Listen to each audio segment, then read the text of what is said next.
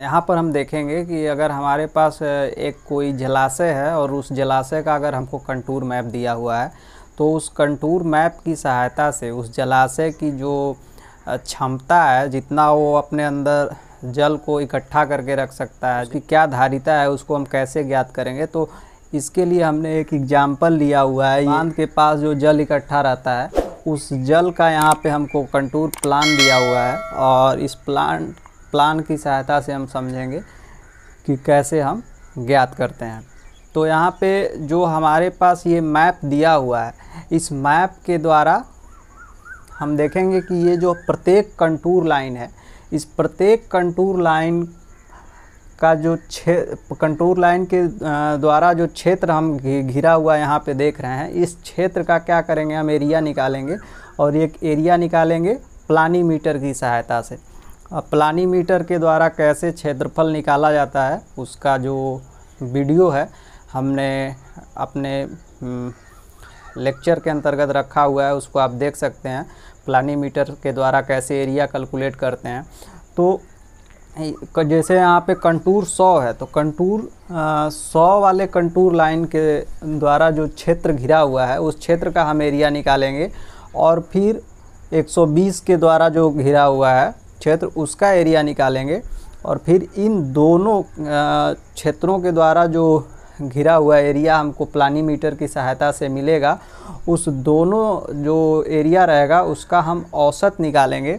और उन दोनों क्षेत्रों का औसत निकालने के बाद हमको जो इन दो कंटूर लाइनों के बीच जो कंटूर इंटरवल दिया रहेगा, समोच्च रेखांतर दिया रहेगा, उस समोच्च रेखांतर का उससे गुणा कर देंगे, तो हमको आयतन जो है वो प्राप्त हो जाएगा। तो इसका जो स्टेप बाय स्टेप प्रोसेस है, उस प्रोसेस को हम यहाँ पे लिखते हैं तो थोड़ा ज़्यादा क्लियर हो पाएगा। तो जैसे यहाँ पे जो सबसे फर्स्ट स्टेप है, दिए गए क्षेत्र का कंटूर मैप, दिए गए क्षेत्र के कंटूर मैप को लेकर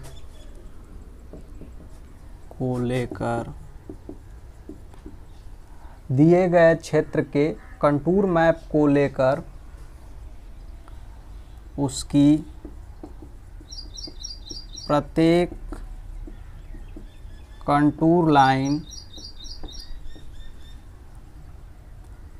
क्षेत्र का कंटूर मैप और उसकी प्रत्येक कंटूर लाइन के द्वारा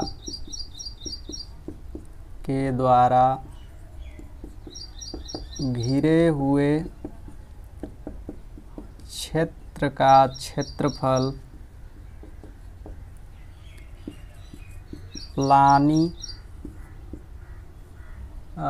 प्लानीमीटर की सहायता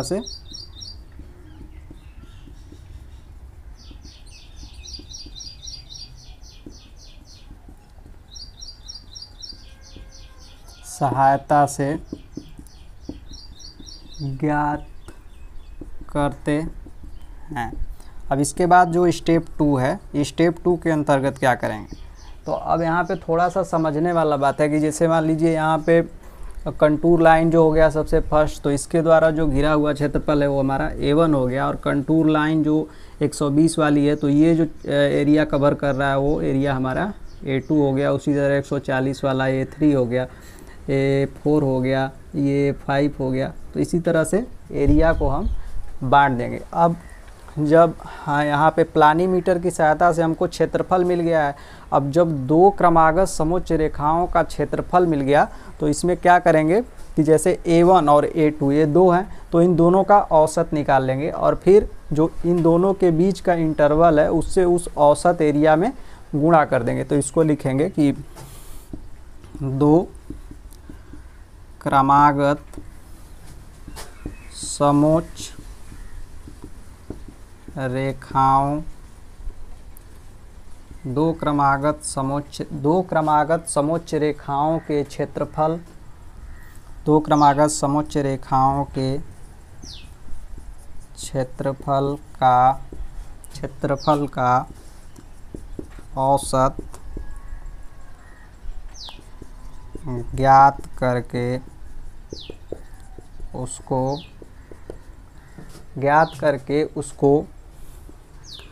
कंटूर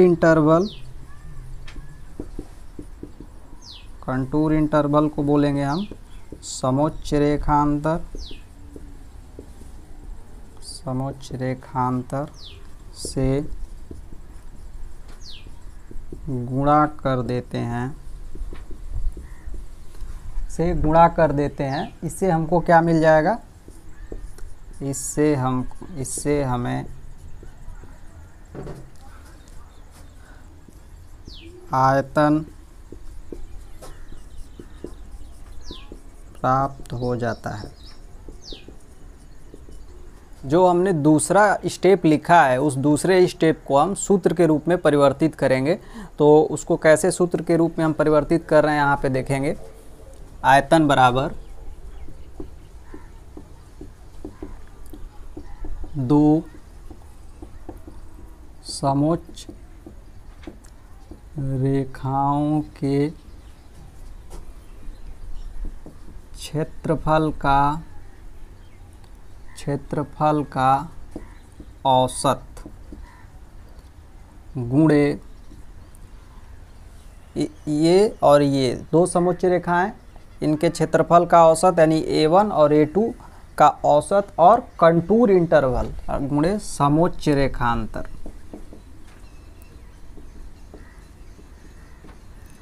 अब यहाँ पे इसको थोड़ा सा और देखेंगे कि यहाँ पे माना पहली कंटूर रेखा, पहली समोच्च रेखा, इसको हम ऐसे बॉक्स में लिख लेंगे। माना पहली समोच्च रेखा का क्षेत्रफल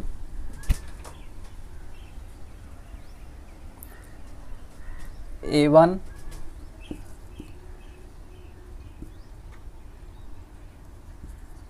दूसरी का A2 A3 A2 दूसरी का A2 है। तो इसके बाद हम औसत बराबर देखेंगे A1 प्लस A2 बटा में 2। तो ये 2 समोच्च रेखाओं का क्षेत्रफल का औसत हो गया।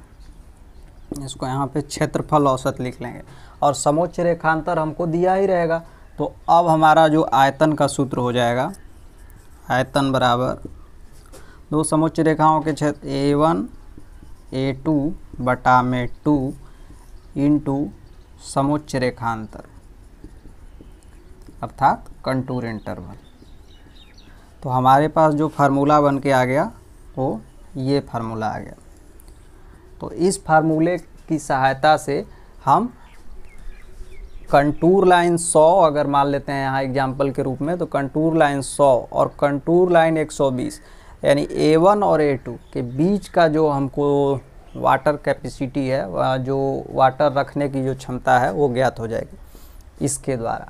अब इसी तरह क्रमागत रूप में हम जब देखेंगे तो अगर हमको पूरे का निकालना है तो इन दोनों का निकाला, फिर हमने इन अगले 2 का निकालेंगे, अगले 2 का निकालेंगे। इस तरह से करते करते हम सबका कैलकुलेट करेंगे। लेकिन यहाँ पे अगर इसमें काफ़ी ज़्यादा टाइम लगेगा हमको, तो अगर हमको पूरे का एक ही साथ निकाल लेना है, तो पूरे का जब एक ही साथ निकालना है तो उसके लिए हमको 2 फार्मूला यहाँ पे दिया रहेगा।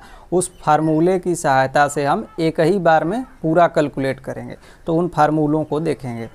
कुल आयतन को ज्ञात करने के लिए 2 फार्मूले हैं, इन दोनों में से किसी भी एक फार्मूले का हम यूज कर सकते हैं। तो जो सबसे फर्स्ट वाला फार्मूला है उसको ट्रेपेजॉइडल फार्मूला बोलते हैं, जिसको हिंदी में समलंबाब फार्मूला बोलते हैं।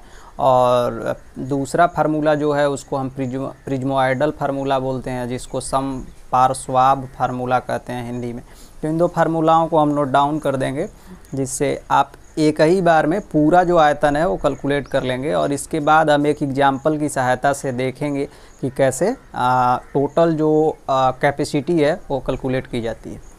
कुल आयतन को ज्ञात करने के लिए जो सबसे फर्स्ट फार्मूला हमने लिया है वो है ट्रेपेजॉइडल फार्मूला अर्थात समलंबाब सूत्र। समलंबाब सूत्र में जो हम यहाँ पे देखेंगे कि एक हमारे पास यच आ रहा है, एक यन यहाँ पे है, जिसको हमको समझना थोड़ा सा ज़रूरी हो जाता है। तो यहाँ पे जो यच है, यच जो होगा हमारा, ये जो कंटूर इंटरवल था वो उसकी जो वैल्यू होगी वो एच के जगह रखी जाएगी। तो एच अर्थात कंटूर इंटरवल, कंटूर इंटरवल अर्थात समोच्च रेखांतर की जो वैल्यू होगी वो एच होगी। और उसके बाद जो सबसे पहली वैल्यू दी हुई रहेगी उसको हम A1 लेंगे।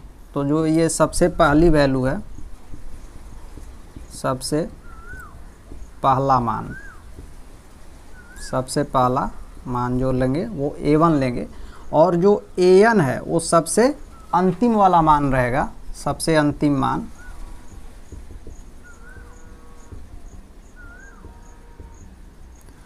और पहला और अंतिम मान जो दिया रहेगा उसका जो हम क्या करेंगे, एवरेज निकाल लेंगे बटा 2 करके।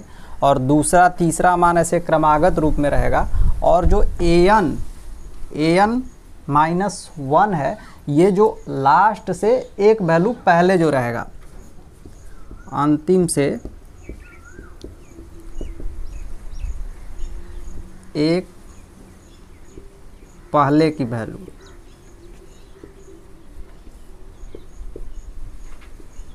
एक पहले का मान।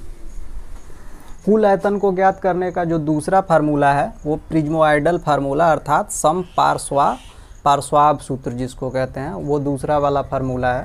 तो इस फार्मूले में हम देखेंगे कि कैसे कैलकुलेट कर रहे हैं, और इस फार्मूले में हम देखेंगे कि कौन कौन सी जो वैल्यू है उसका क्या क्या मान है। तो यहाँ पे जो भी हो गया वो तो कुल आयतन हो गया, और यहाँ पे भी एच का जो मान है वो जो ये एच का मान है, ये जो समोच्च रेखांतर को ही यहाँ पर भी प्रदर्शित करता है। और A1 जो है, A1 हमारी सबसे पहली वैल्यू जो रहेगी वो रहेगी पहला मान। और उसके बाद यहाँ पे जो सम स्थान पे जो मान दिया रहेगा उस मान को लेंगे। तो ये A2, A4, A6, A8 ऐसे जो भी हमारे पास सम स्थान पे मान रहेगा, उस सम स्थान के मान को 4 से गुणा करेंगे, जोड़ करके उस सबको। तो सम स्थान पर दिए गए मान, उसके बाद जो विषम स्थान पर दिए गए मान रहेंगे उन सभी मानों का जोड़ और 2 से गुणा करेंगे। तो ये जो वैल्यू हमारे पास आएगी ये विषम स्थानों पर दिए गए मानों की रहेगी, विषम स्थानों पर दिए गए मान का योग। यहाँ पे दिए गए मान का योग लिख सकते हैं। और ये जो लास्ट में जो है ये अंतिम वैल्यू है। तो इस तरीके से यहाँ पे हम कुल आयतन को कैलकुलेट करेंगे। तो हम इसका एक एग्जाम्पल देखते हैं तो चीज़ें थोड़ा ज़्यादा क्लियर हो जाएंगी।